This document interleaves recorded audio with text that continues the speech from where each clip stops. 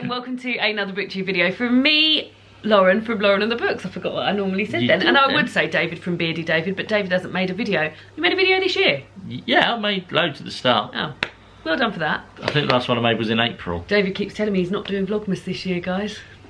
Just busy boy now. He's a busy boy, he's a busy boy. Today's video is our Cosy Reading Night TBR, and I feel like I've gone all out with prep because... When was the last time we done one? It feels like we haven't done one in months. We did the independent Cosy Reading Night in June. So you're right, David, it has been months. So I've gone back to my roots of picking 3 books, 1 for each hour. It's Cosy Reading Night tonight. You'll see in this video on Friday, the 10th of September. It's Cosy Reading Night tonight between the hours of 7 PM and 10 PM.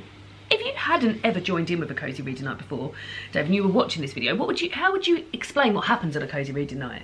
You get loads of snacks in. Yeah. You get comfy. Yeah. Maybe you might need a fan tomorrow, depending on how hot it is. No, it's going to be 22 because I'm really hoping it's going to be cosy because I've factored in a bath for some of it. You choose a book that you're loving or you think you're going to love or you've never even seen before and you just read it. For 3 hours. And if toilet breaks are allowed. Toilet breaks are allowed. And if you were thinking, well, that's a lovely thing to do by myself at home, but I'd like to see what everybody else is up to, how would you tell people how would you see what other people are up to? I'd have a little search for the hashtag of Cosy Reading Night. Hashtag Cosy Reading Night. Twitter, on Instagram. That's it. Nothing. We don't do Facebook, do we? Do hashtags even work on Facebook, I wonder? I don't think they do. I don't think they do. So yeah, tonight between the hours of 7 and 10, and I've gone back to my roots of having a book per session. Should we start with the books and then move on to candles, food, baths? Yes. I'll do my books and then you can do your books. You've only got the one. I'm very excited about the book David's reading. Right, so as I said, I've separated each hour into... You're going to sit back and relax. Yes. I've picked a book per hour. The first one is a book that my currently reading book that I'm very much enjoying. It is She Who Became the Sun by Shelley Parker Chan. I'm very much into this. As I said, I'm at 150 pages in of a 414 page book. So how far, that's not even halfway through. It's about just over a third of the way through. We can look up there. Very, very interesting about a girl called Zoo who takes on her brother's life, who has been told by a seer that he will amount to great things. Him and his father die of starvation, and she takes on his life and then goes on to become a monk. It's basically like, it's epic. There's so much going on here, and there's also some more sort of military stuff going on now with a war that's going on. And yeah, I've been very, very, very much enjoying it. So I'm going to carry on with that for the first hour. Oh, David, you're touching my back and that's so nice. Just give me a little back rub. That's for the first hour. The second hour is going to be both of these books I've received yesterday, I think, so you won't even have seen them yet. They're going to be in my my reading vlog for next week. The first one is a non-fiction book. This is A Bigger Picture, My Fight to Bring a New African Voice to the Climate Crisis, and this is by Vanessa Nakate, and as I said, this is a non-fiction book about climate change, and this is Vanessa's groundbreaking exploration of why and how people from the global south, predominantly people of colour, are routinely omitted from the discussion on climate change, even though these communities contribute least to the problem and are suffering its consequences the most. So yeah, I'm going to read that probably in my second hour. And then in the last hour, I've got to read this because it's out from the library and I need to get it. Well, I don't need to get it back yet. I've only just picked it up. But this is a book that I'm reading for the Reading Women Challenge, a book by Alexis Wright. David, this stroke you're giving me is just so lovely. Good. What's making you do it? I'll just do it. For the cameras. No, it's not because they can't even see. But there's such a lovely little, it's just rubbing my back like I'm a little baby needing babbing. Alexis Wright, the bonus prompt for the Reading Women Challenge this year was to read a book by 4 authors. One of those authors was Alexis Wright, and this is the Swan Book, set in a dystopian Australia with Aboriginals still living under the intervention in the north of the country in an environment fundamentally altered by climate change, and this tells the story of a mute young woman called Oblivia. So yeah, those are my 3 books. Oh, David, you tag me back in. Stop stroking me back and get in over it. I'm so excited about the book that David's going to read. I am so excited. So I'm reading Nikki French, Blue Monday. So this is the first in a series. First in a series of loads, isn't there? Well, there's 8. So there's one for each day of the week, Blue Monday being the first one, and then the last one, I think it's called Day of the Dead, and you follow psychotherapist Frida Klein. So the whole series is called the Frida Klein series. completely beloved to BookTube. People will be so excited that you're reading that. I'm excited because I did listen to Nikki French. Oh yeah, you Can't remember what it is, but it's the one where the prisoner represents herself. You listened to 2, I think, because didn't you listen to The Lying Room, where she has where she is having an affair and she turns up to have. Oh yeah. So you listened to 2 Nikki French, but none from the Free Decline series. And I enjoyed both of them very much so. So I think if you enjoyed that, you'll definitely enjoy reading this. I like a little thriller crime guy anyway. This is each of these is like an individual case, but what is exciting that links them together is that there's a thread that runs through them, so that's even more exciting. So as you get more into it, you learn more about Frida and the people around her and stuff like that. I think you're going to really love it. I will do. Has any of them ever been adapted for TV? No, I'm surprised not as well. Well, maybe this is the year. But yeah, so very exciting. I can't wait for you to read it. I picked this up at one of our little local mini... Oh yeah, we've got like a community library where you can pick things up and swap them out, and I drop a lot of books off there, and this was there, so David's picked that up. So yeah, if you're into it, and you start, because when I got the Free Decline books out, I think I did a combination of, I think I had Blue Monday, but then I've given it to someone at work, and then I bought the other one second hand, and then I got some out from the library. So if you're into this and you're liking it, you should probably keep your eye out. Always keep your eye out in charity shops for the Nikki French books, because I always see them in there. Aren't they? So I should be able to grab them. I wonder when they work, because I often see them in charity shops and stuff. I'll keep an eye out on the stand at work as well. This was published in 2011. Oh, not that old. So it's over 10 years old. Well, 10 years. 10 years old. Oh, so those are the books. books. I just have no aspect on dates anymore. What does aspect on dates mean? I don't know. Grasp of dates. Yeah, grasp. Do you want me to rub your back? No, it's okay, thank you. You don't really like being rubbed, do you? No, I don't. You can go back to rub it in mine though, if you like. Do you want me to go back? No, you've got to talk about the stuff now. Oh, okay. So, candles. Candles.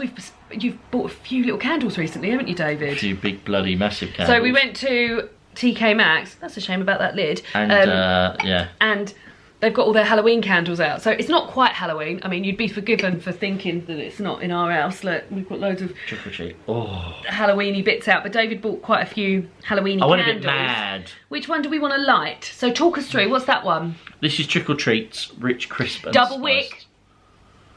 That's lovely, but that is lovely. Very sweet, isn't it? This is Spooky Season. Creamy and sweet and soft. I reckon that will smell gently exactly the spiced same. pumpkin stirred with mascarpone and sweet cane sugar. That is, if you thought that was sweet. Oh, that is lovely. I mean, David loves these. And then we've got Pumpkin Patch. What's that? I like this one, but I definitely think it's a bathroom one. That was in the bathroom. I got it out of the bathroom. And then I bought these two, which are, they are Halloween still, but they're less sort of... You only bought 2? Yeah, I did only buy 2. So both of them are by the range Midnight Magic. This one is the All-Seeing Magical Eye, which is Wild Honey and Nectar. It smells so honey-like. I might put that one on tomorrow. You don't like it? No, I don't feel like it's... And then, hold on, I haven't introduced that one. I'm busy itching my eye. This one is Christmas...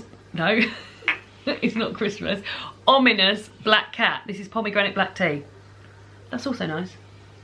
Yeah, I'd rather have that one. I'd rather have that one. So maybe we'll like this one tomorrow then, because I think these two are more... Like, these ones are clearly like big Halloween guys. Yeah. Yeah, they are. Also, I ordered my Lush Advent Calendar. You would have seen that happening in the last reading vlog. And sadly, when I ordered it, because I was so worried about it selling out, the Halloween range... Oh, we haven't looked at the Lush website today to see what Halloween bits they've got out. We'll do that in a minute. I think it launched today online. I think it launches in store tomorrow. So I bought a few little bath things. One being this little cow. So we're going to have a bath tomorrow night. That does smell lovely, David, doesn't it? No, that is very nice. Oh my God, it smells... It makes... Like, it fills my mouth with spit. Yeah. What does that mean? I don't even know what flavour that is, but is it really making your mouth go? This... I just swallow it. This is frozen bubble bar. This is peppermint. I wouldn't have bought it if I'd have known that. You really like peppermint stuff. Yeah, I like the... Is it dirty? Yeah, dirty. It's... and that's all that minty, mint one. It's lovely. Minty. I don't necessarily feel that clean after it, but it does smell nice. I don't really love it that much. And this is so good for period pains. This is called Botto.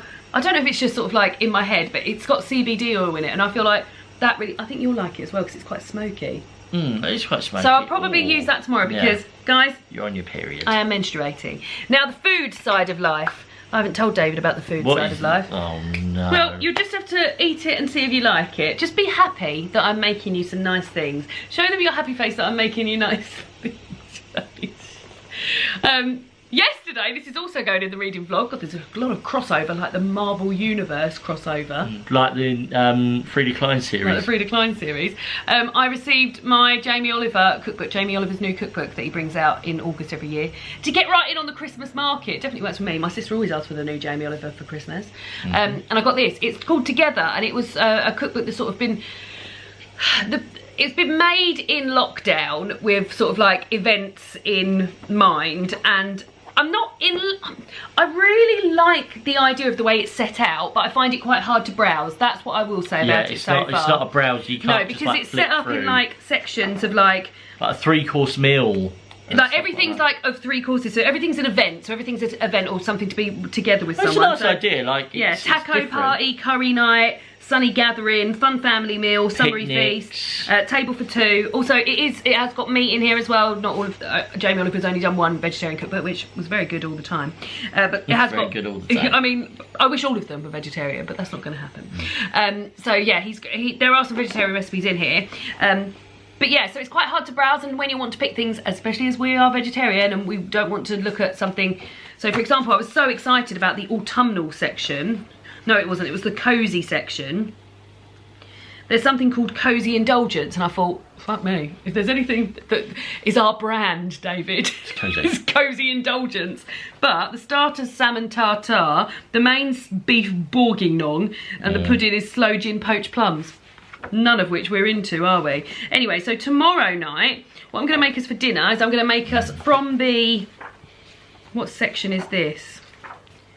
This is the last minute feast section. I'm going to make us the effortlessly elegant pasta, which is pasta which I have done before when you make pasta ribbon, when you make like thick pasta out of lasagna sheets, fresh lasagna sheets, and it's got double cream, blanched almonds, parmesan, mint, be nice, garlic. It'll be lovely. It'll be absolutely nice lovely. Nice and just classic. Yeah, and I quite like eating pasta when I'm reading as well, because it's very like, I'm just being on the sofa and just like, And then for dessert, which David isn't excited about, but I know he'll love it, guys. That's the thing. He's not excited about it, but I know he's going to love it. No. I'm going to make silky white chocolate mousse, which is made out of tofu. He's not looking forward to it. I feel like we tried a tofu dessert before, and I did not like it. I don't think we did. I think we have our sisters. If you don't like that, you're not going to like this either. No, my sister wouldn't have made a dessert out of tofu, I'm sure. I'm also going to make a peach tea jug, which is like, I think you're going to love that. It's going to taste. So it's a bit like, do you like iced tea? I think I used to drink it a lot. Yeah. So yes, I'm going to make that as well. So those are 3 things I'm making out of my new cookbook. So yeah. That's tonight, looking forward to it. As David mentioned earlier, I'll be active on Instagram and Twitter throughout using the hashtag Cosy Reading Night. There'll be a vlog of the evening going up on Sunday. And yeah, let me know down below if you're joining in. Let me know what you're reading. And you got any questions for anyone? Alright, how are you? No, don't answer. Well, I mean, you can answer that if you want, you can. Are you looking forward to reading Nikki French? I am. I'm looking forward to get back into my reading. David has not been reading because he says that reading isn't a summer activity. And when I mentioned that in a video, quite a few people said, no, I agree. Well, that's fine. Yeah, it's not so. It's just I just don't like to read in the summer because I'm always I'm not always out, but I'm like, if I'm out when it's nice and sunny, I like to listen to a music. Nice. Well, here's the first line of the book. 1987. In this city, there were many ghosts. Oh. He's frightened. Well, you said you like Halloween, David. Spooky times. So yeah, we'll see you all tonight for Cosy Reading Night. Bye. Bye.